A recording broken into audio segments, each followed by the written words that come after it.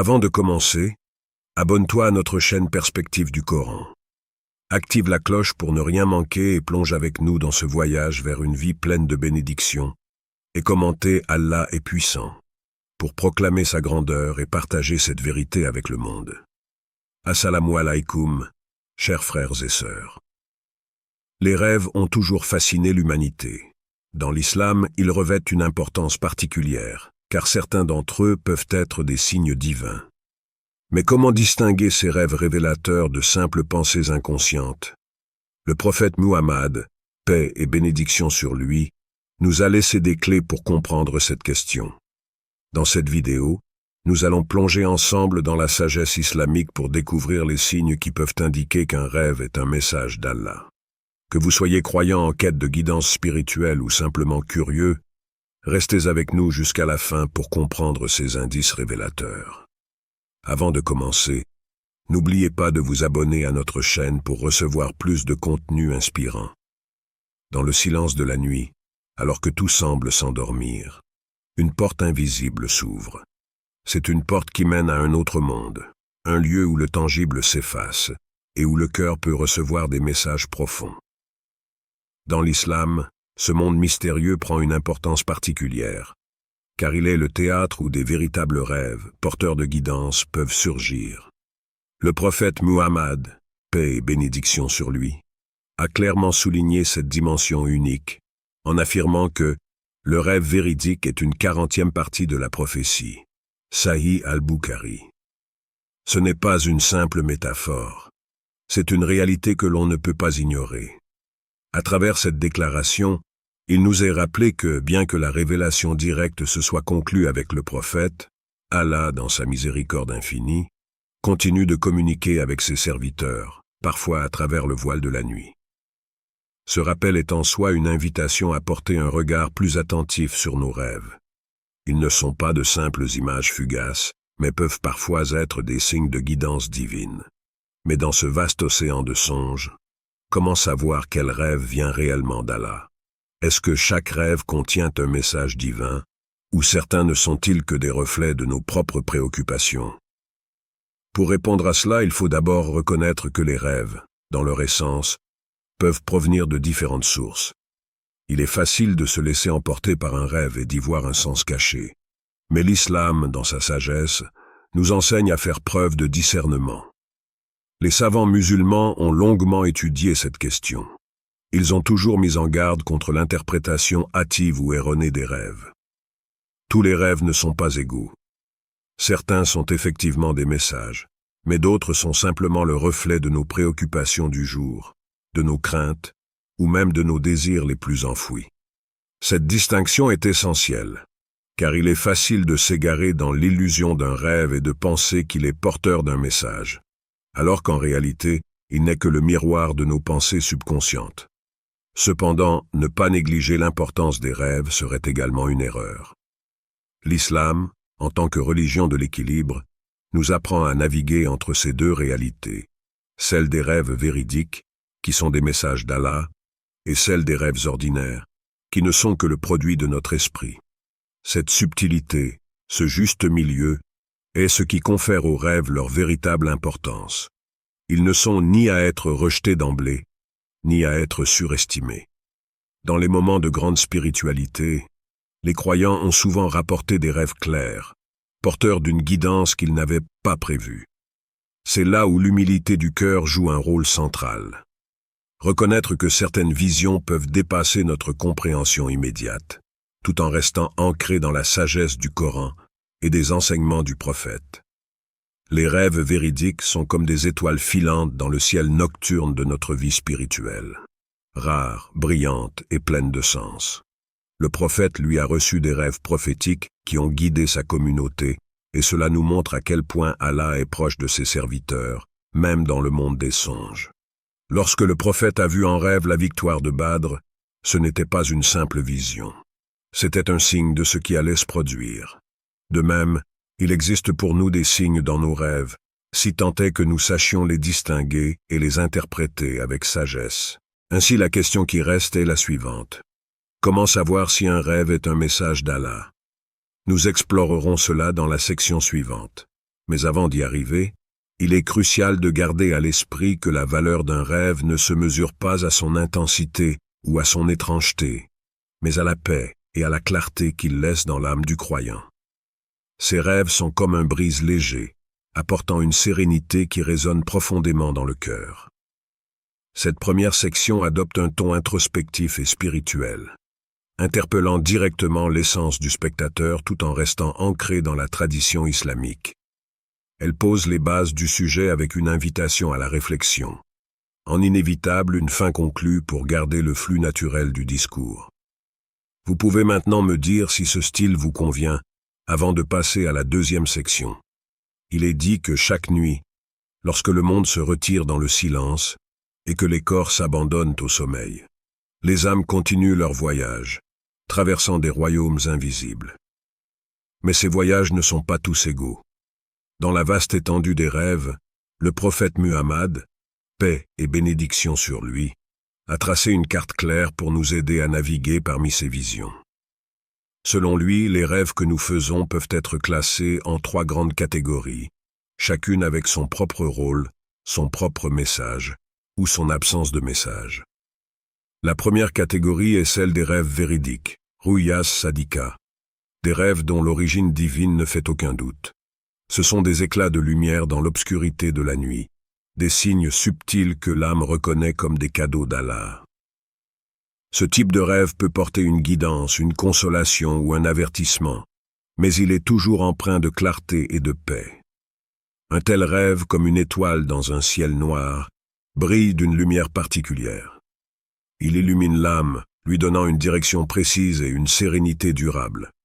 Loin d'être chaotique ou confus, il est porteur d'un sens profond, même si ce sens peut parfois nécessiter du temps pour être pleinement compris. Les ruyas sadika ne sont pas fréquents, mais lorsqu'ils surviennent, ils touchent l'âme de celui qui les reçoit d'une manière si profonde que le cœur ne peut que reconnaître leur origine céleste.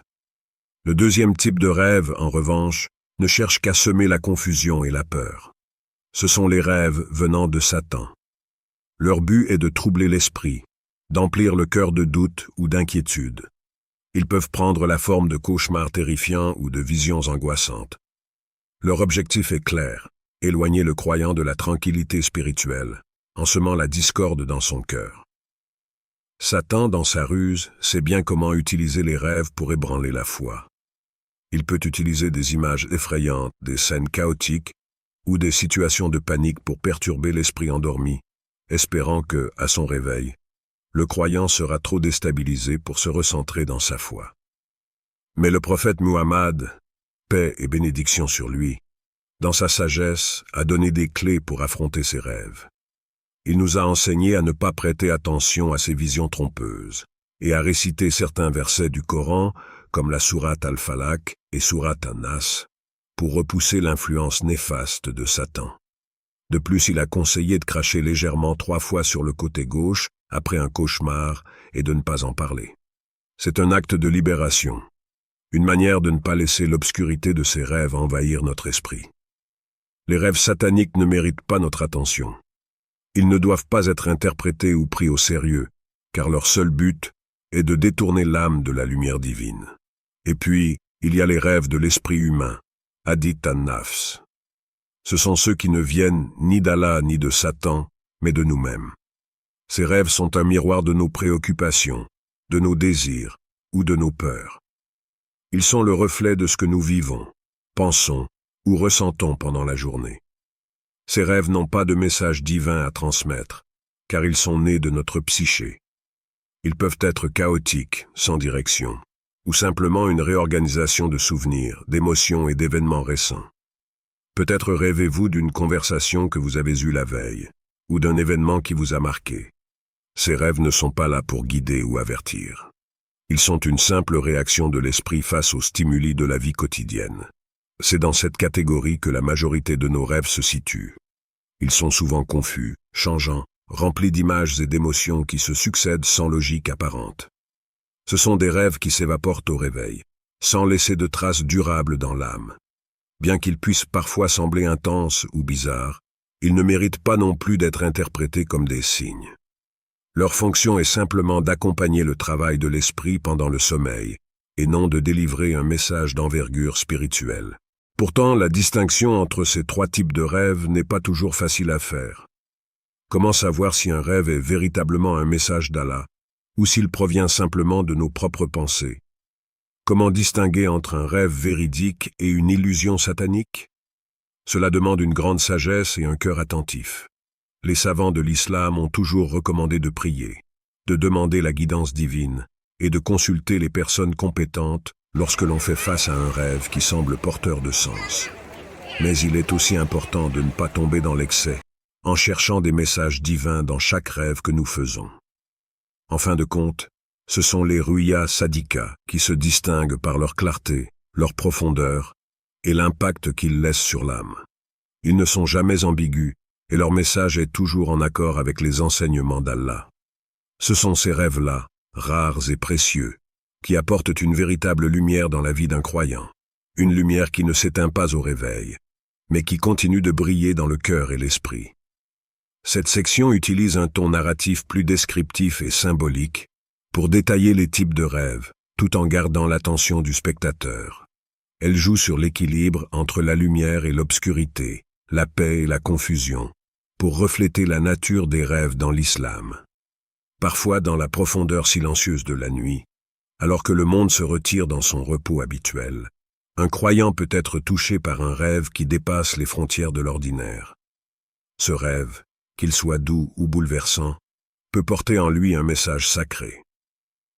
Les ruya sadika ne sont pas simplement des visions passagères, elles sont des moyens subtils par lesquels Allah transmet des conseils ou des avertissements à ses serviteurs, pour les orienter sur le droit chemin ou les protéger des pièges invisibles. Mais comment ces rêves se manifestent-ils, et quel rôle jouent-ils dans la vie du croyant? Un rêve de guidance peut surgir comme une lueur dans l'obscurité, invitant doucement le croyant à revenir à son essence, à rectifier sa trajectoire. Ce genre de rêve agit souvent comme un miroir, renvoyant au croyant une image de lui-même, mais d'une manière qu'il n'avait peut-être pas envisagée. Prenons l'exemple d'un croyant qui, dans un rêve, se voit face à une situation qu'il a négligée, un acte de repentance non accompli, une relation qui s'est détériorée ou une prière abandonnée. Ce rêve n'est pas un simple rappel de ses fautes. C'est une invitation divine à rectifier son comportement, à revenir vers la lumière de l'obéissance à Allah. Ces rêves de guidance ne sont jamais accusateurs ou brutaux. Ils sont empreints d'une douceur qui touche directement le cœur, encourageant une action concrète, une transformation intérieure. L'avertissement, quant à lui, prend souvent une forme plus urgente. Un rêve de ce type peut apparaître soudainement, comme une alarme silencieuse. Un croyant peut voir, par exemple, une situation dangereuse, un chemin qu'il ne devrait pas emprunter, ou une tentation qu'il doit éviter. Le rêve agit alors comme un guide préventif, éclairant une voie qui autrement serait cachée à l'âme humaine. Mais ces avertissements ne provoquent pas une peur paralysante.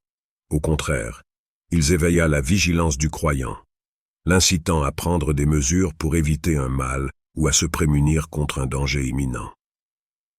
Le Coran nous donne plusieurs récits de rêves d'avertissement et de guidance, dont le plus célèbre est peut-être celui du prophète Youssouf, Joseph. Dans son rêve, il voit des symboles prophétiques qui, bien que voilés d'abord par leur symbolisme, révèlent des vérités profondes sur l'avenir. Ce rêve, comme tant d'autres dans l'histoire prophétique, était à la fois un avertissement et une promesse de guidance. La manière dont ces messages divins se manifestent dans les rêves peut varier, mais leur objectif est toujours le même: protéger et orienter le croyant vers ce qui est le meilleur pour lui dans cette vie et dans l'au-delà. Cependant, il est essentiel de rappeler que, même si ces rêves peuvent être des signes puissants, ils ne doivent pas être la seule source de guidance dans nos vies. L'islam, dans sa sagesse, nous enseigne à ne pas prendre de décisions majeures uniquement en nous basant sur les rêves. Le rêve est un outil de guidance, certes, mais il doit toujours être considéré en parallèle avec d'autres moyens spirituels qu'Allah a mis à notre disposition. La prière d'istikhara est l'un de ces moyens. Le prophète Muhammad, paix et bénédiction sur lui, nous a enseigné cette prière comme une méthode pour demander à Allah de nous guider dans nos décisions importantes. Cette prière est une demande directe à Allah de choisir pour nous ce qui est le mieux, et elle est souvent accompagnée de rêves qui offrent une clarté supplémentaire. Cependant, même si un rêve fait suite à une prière d'istikhara, il ne doit jamais être interprété de manière isolée. Il faut toujours se tourner vers la sagesse du Coran, les enseignements du prophète et les conseils des savants pour vérifier si le rêve est en accord avec la voie d'Allah. Ce qui rend les rêves de guidance et d'avertissement si particuliers, c'est qu'ils transcendent le simple désir ou l'émotion. Ils ne sont pas une réaction à des événements récents ou à des préoccupations personnelles. Ils sont comme une lumière venue de l'extérieur, un signe divin qui se distingue par sa clarté et sa sérénité. Mais cette clarté doit être lue avec discernement. Les savants de l'islam insistent souvent sur le fait que, même si un rêve semble être porteur d'un message, il doit toujours être interprété à la lumière des enseignements islamiques. Un rêve ne peut jamais contredire le Coran ou la Sunna. Si un rêve pousse à un acte qui va à l'encontre des commandements divins, alors ce rêve ne peut pas être d'origine divine. En outre, il est possible qu'un rêve de guidance ou d'avertissement ne révèle pas immédiatement tout son sens. Parfois, ces rêves demandent de la patience et une introspection profonde. Le croyant doit alors se tourner vers Allah avec humilité, demander sa guidance et prier pour la clarté. Il n'y a pas de précipitation dans la compréhension d'un rêve. Ce processus est souvent une étape dans un voyage spirituel plus vaste, où le croyant apprend à écouter non seulement les signes dans ses rêves, mais aussi les signes dans sa vie éveillée. Ces rêves sont donc des moyens précieux pour Allah de rappeler à ses serviteurs qu'il est toujours là, les observant, les guidant et les avertissant, même dans le silence de la nuit. Mais le croyant sage sait qu'un rêve, aussi puissant soit-il, n'est qu'un élément parmi d'autres dans le vaste schéma de la guidance divine. Il doit être accueilli avec gratitude, interprété avec sagesse, et intégré dans une vie quotidienne centrée sur les principes de la foi. Cette section adopte un ton plus prudent et réfléchi, tout en renforçant l'importance de la guidance divine dans les rêves. Elle interpelle directement le spectateur en soulignant l'intimité de la relation entre Allah et ses serviteurs, tout en maintenant une attention particulière à l'équilibre entre la prière, la réflexion et l'action.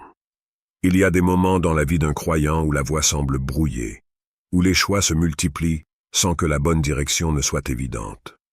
Dans ces instants, Allah, dans sa grande miséricorde, peut choisir de nous envoyer un signe à travers un rêve. Ces rêves véridiques, connus sous le nom de ruya sadika, peuvent être des instruments de guidance, des phares illuminant la route d'un croyant au milieu de l'incertitude. Mais cette guidance ne vient pas comme une simple réponse à une question posée. Elle arrive avec une sagesse qui transcende notre compréhension immédiate, guidant le cœur avec subtilité et bienveillance. Un rêve peut inciter une personne à réfléchir sur sa vie, à prendre conscience d'une erreur qu'elle a commise, ou encore à corriger une mauvaise habitude. Cela peut être un simple rêve, où le croyant se voit dans une situation qui rappelle une réalité négligée, comme le fait de se repentir d'une faute passée. Ce type de rêve ne choque pas, il ne force pas, mais il touche profondément. Il ouvre les yeux sur une vérité que l'âme avait peut-être ignorée, mais qu'Allah, dans son amour pour son serviteur, choisit de révéler au moment opportun. Prenons un exemple. Un croyant peut rêver qu'il se tient devant une mosquée, mais la porte lui est fermée. Ce rêve pourrait être interprété comme un signe qu'il doit renouveler sa relation avec Allah, peut-être par le repentir ou par un engagement plus fort dans l'adoration. Ce genre de rêve ne vient pas avec des injonctions rigides. Il laisse au croyant la liberté de chercher la signification en profondeur, de méditer sur son propre état spirituel, et de prendre des mesures concrètes pour améliorer sa relation avec le divin. Mais Allah, dans sa sagesse infinie, n'offre pas seulement des rêves de réconfort ou de guidance douce.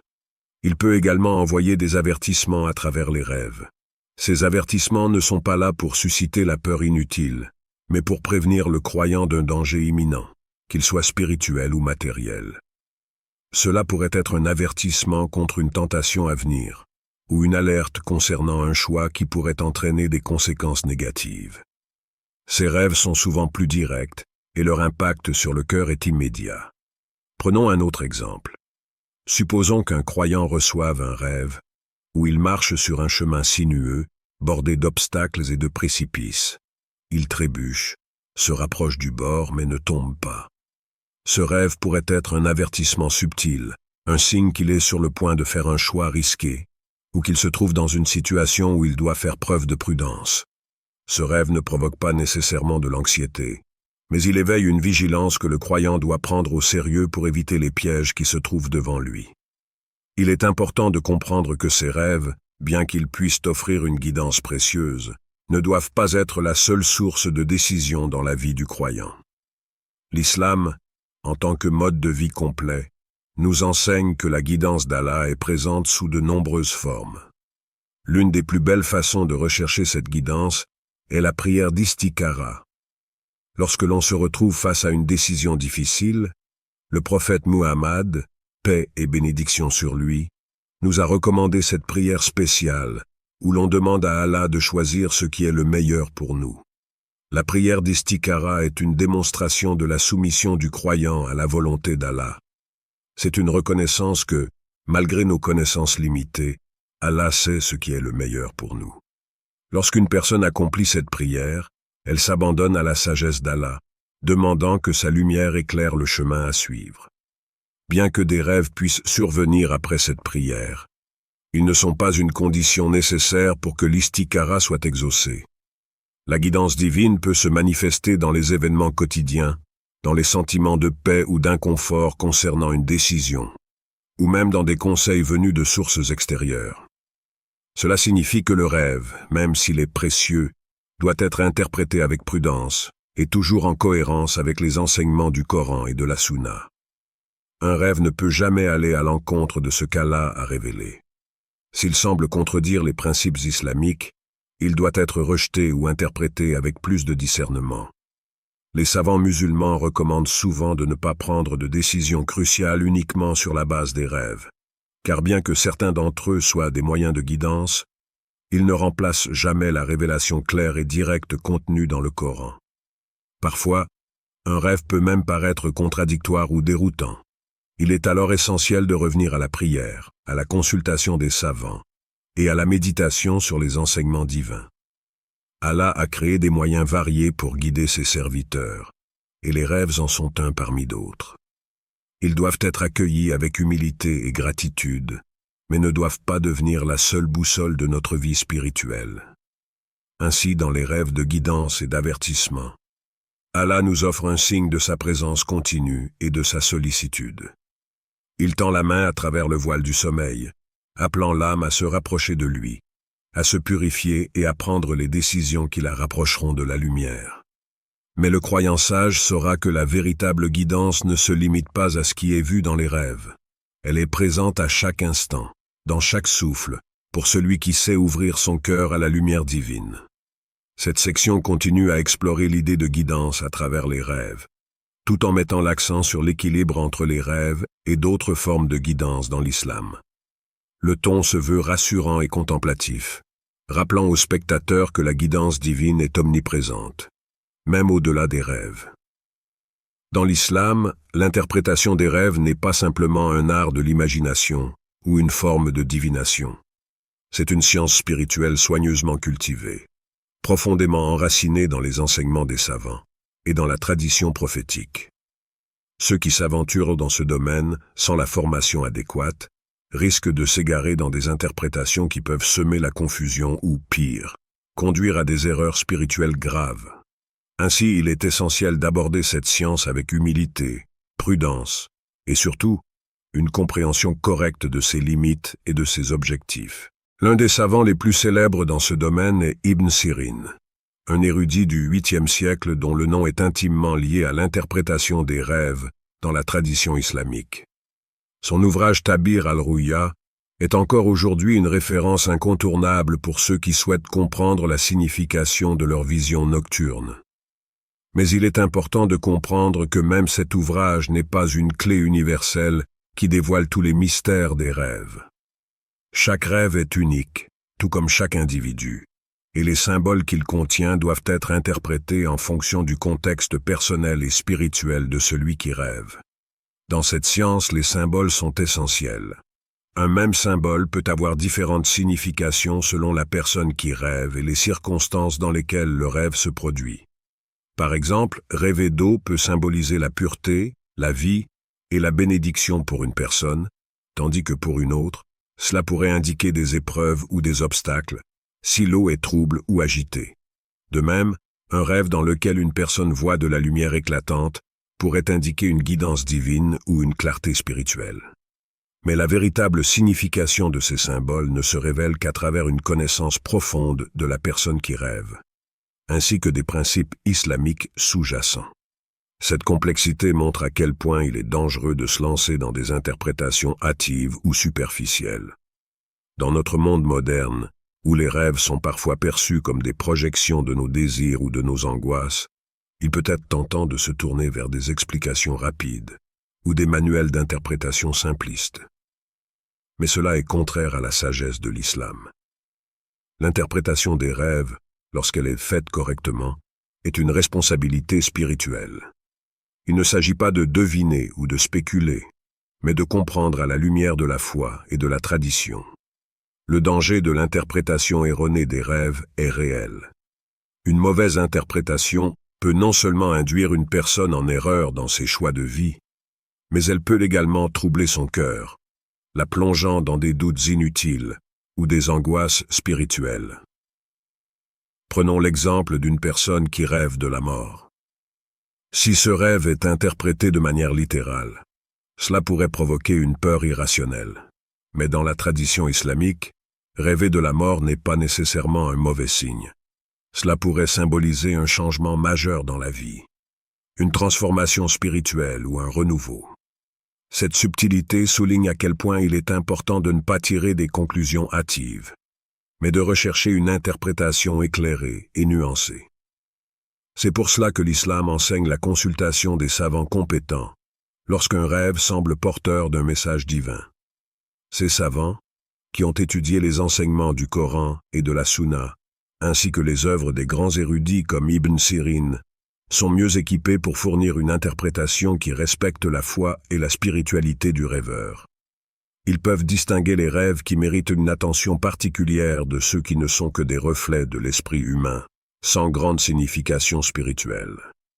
Mais même les savants les plus expérimentés approchent l'interprétation des rêves avec une grande prudence, car ils savent que les symboles des rêves sont souvent voilés et ne se révèlent que partiellement à notre compréhension. Il est également crucial de se rappeler que, dans l'islam, les rêves ne doivent jamais contredire les enseignements du Coran ou de la Sunna.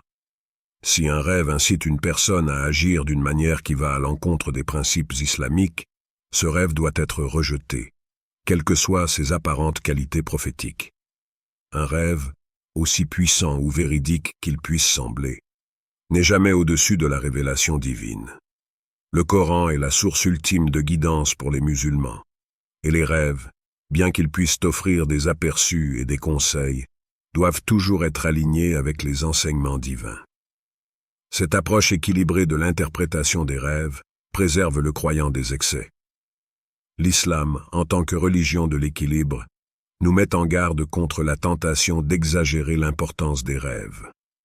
Il est facile de se laisser emporter par un rêve impressionnant, de croire qu'il contient un message crucial pour notre vie. Mais comme l'ont enseigné les savants à travers les âges, la spiritualité musulmane repose sur une base solide. La révélation divine, les actes de dévotion et la consultation des savants. Les rêves, bien qu'ils puissent enrichir cette vie spirituelle, n'en sont qu'un élément parmi d'autres. Ainsi, pour tout croyant qui se retrouve face à un rêve qu'il pense porteur d'un message, la voie à suivre est claire. Plutôt que de chercher une interprétation personnelle ou de se fier à des ressources hasardeuses, il doit d'abord prier pour la clarté et la guidance d'Allah. Ensuite, il peut consulter un savant compétent, quelqu'un qui comprend la profondeur des symboles, tout en étant ancré dans les enseignements de l'islam. Ce processus, empreint de patience et de prudence, garantit que l'interprétation du rêve sera conforme à la sagesse divine et spirituellement bénéfique. Cette section adopte un ton instructif et équilibré, en soulignant à la fois la profondeur spirituelle et la prudence nécessaire dans l'interprétation des rêves. Elle rappelle l'importance de consulter des savants tout en gardant les rêves dans le cadre plus large de la guidance islamique. Les rêves, dans l'islam, sont un cadeau spirituel, mais ils doivent être abordés avec discernement.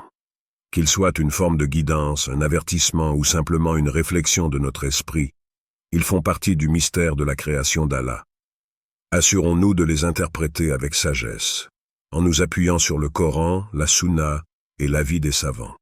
Partage ta réponse dans les commentaires et n'oublie pas de liker et de t'abonner à notre chaîne Perspective du Coran. Qu'Allah vous accorde la baraka dans chaque aspect de votre vie.